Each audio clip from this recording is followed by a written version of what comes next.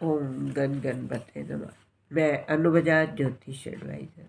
आध्यात्मिक इच्छा पूर्ति यात्रा में आप मेरे साथ चल रहे हैं। शिव महापुराण की कथा में 37वां अध्याय सी भाग सुन रहे हैं।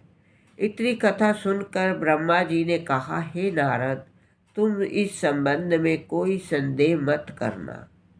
शिव जी की लीला अत्यंत विचित्र है।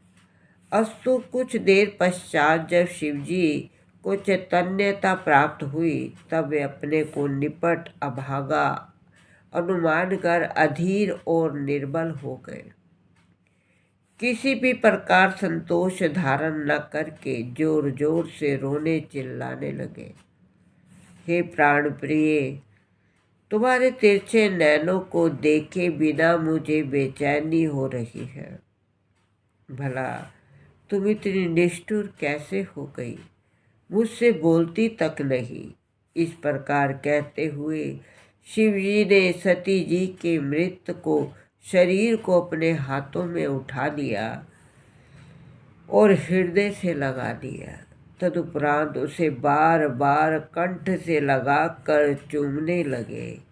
इस प्रकार अपने प्रेम को प्रदर्शित करते हुए वे फिर मूर्छित हो गए। कुछ देर बाद जब उन्हें चैतन्यता प्राप्त हुई, तब वे सती के मृत शरीर को अपने कंधों पर लादकर घोर दुख उठाते हुए चारों ओर भ्रमण करने लगे।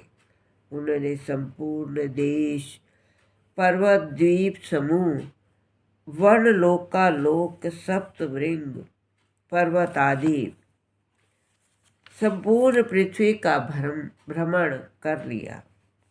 तदुपरांत वे भारत खंड में आकर देव नदी के तट पर खड़े हो गए। उस स्थान पर एक बरगद का बहुत बड़ा श्रेष्ठ वृक्ष था। वहीं दौड़ दौड़ कर शिवजी ने रुदन करना आरंभ कर दिया। साथ ही सती, प्रिय आदि अनेकों नाम ले लेकर वे सती को पुकारते गए।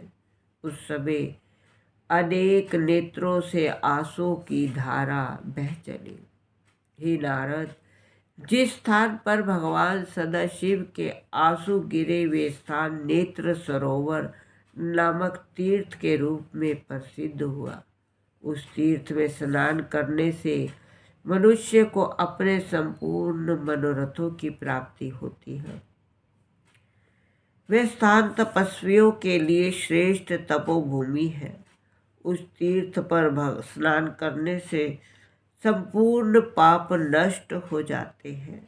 उस सरोवर की लंबाई का प्रमाण 2 योजन है। अस्तु, वहाँ कुछ समय ठहरने के पश्चात शिवजी फिर आगे चल दिए।